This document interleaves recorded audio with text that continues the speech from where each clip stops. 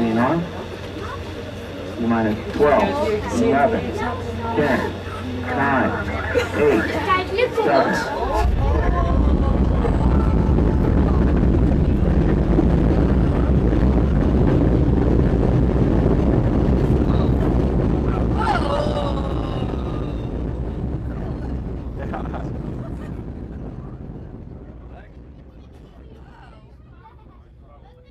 I think I caught some kind of virus. My nose is clogged, and a mean cough has popped up overnight. Most likely got infected yesterday when I was out clubbing with my old high school buddy, Raymond.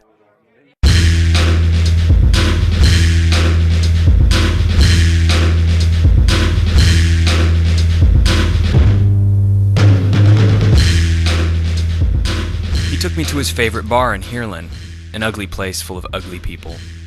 A place that I didn't quite fit into, but that didn't stop me from drinking large amounts of beer and having a good time.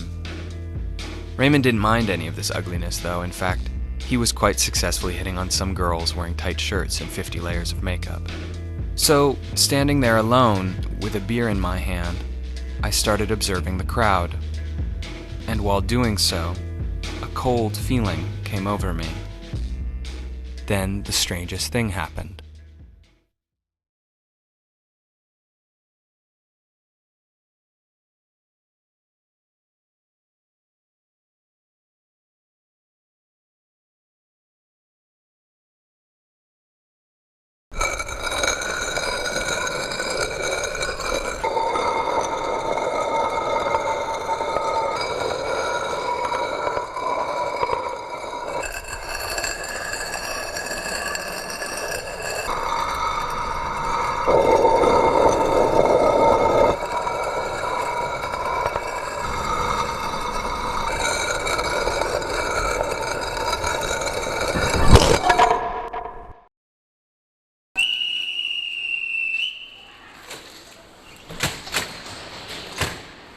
Even though the cold seems to have gotten worse by the addition of a slight fever, I decide to go to Amsterdam today to do some work on the project I've been working on for the last 2 months.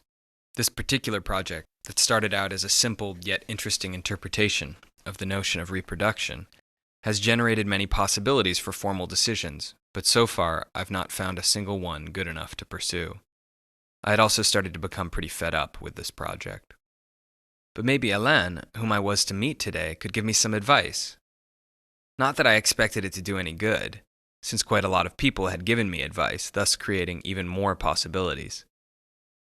It felt like being pushed up a hill but left halfway to stumble down again. I tried to explain this to Alain, but with the fever having increased and the conversation interrupted by fits of coughing, I couldn't really make my statement clear. Alain just grinned at me and gave the mountain a little kick, causing a subtle collapse. Then he sent me off to explore the mountains that lay beyond it. Nice mountains, whose existence had been blocked from view by that one I was so fixed on. But was that really the solution I needed? It didn't seem to matter, because by the time Alain had left, my body and mind cried out to go back to bed, which I did.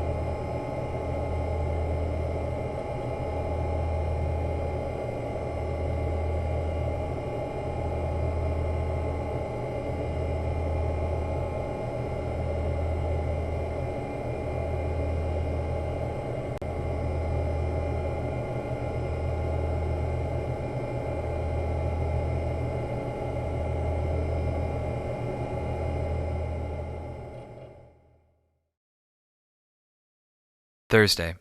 I still felt pretty feverish, but at least I managed to get out of bed. I installed myself next to the fireplace. From here I had a good view on the world outside, a piece of Rotterdam that doesn't exactly win prizes for its beauty and safety, and is most popular with drug addicts and prostitutes. They act as the only lice in a shaven fur, the concrete coverings of post-war modernism, a fabric of urban elements so deprived of sensorial stimuli that it makes you sad. But who cares? The relative calm of the past few days has done me well as far as the fever is concerned, but the gigantic masses of slime I've been coughing up seem infinite. And even though I know I shouldn't, there's just one small excursion on today's agenda, finding a carpet for the bedroom. Saron, my girlfriend, has seen one at a store called Carpetland, so after breakfast we go there by bike. Now, Carpetland is a store that sells mainly carpets, as one might expect, so apart from some stray wooden parquet, that's about all we find upon entering. Any form of assistance is much harder to find, though. I find this a bit strange, especially since we're the only customers present. I had expected an employee to jump up from behind a pile of carpets and grab us like a lion would grab two defenseless little sheep. I had expected a sales predator, with an almost supernatural insight into our personal circumstances, being noisy neighbors, unheated bedroom, not too keen on synthetic, preferably cheap yet attractive. I had expected it to smell our willingness to purchase from 2 miles away. I had expected it to convince with quick movements of the jaw. I had, in short, expected no less than a sales genius to open our eyes and make us actually see this wonderful carpet. But this was not the case. The general attitude here was, go and see for yourself. So it all amounted to a close study of the goods, especially one carpet that Saron had already picked out as most suitable with our wishes. The outcome was a severe distrust in its qualities, but we were all too aware of our lack of experience in the field of carpets. It was only then that somebody turned up to help us, but instead of the bloodthirsty predator we had hoped for, a donkey-like herbivore came shuffling in.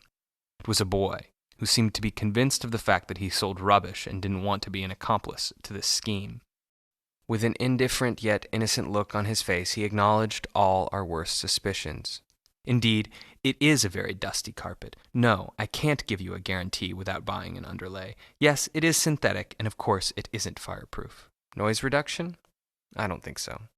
No other attempts were made to sell us anything better, and our confidence in finding one was shattered. Then, as if things weren't worse enough, my fever sprang up and a piece of dust gets in my eyes, making my eyes flood with moisture, since I'm wearing contact lenses. The boy looks contrite as we thank him and leave the store as fast as possible. All I could think of then was getting my contacts out of my eyes. But later on, I realized that unlike other stores here, they successfully attempted not to sell us anything.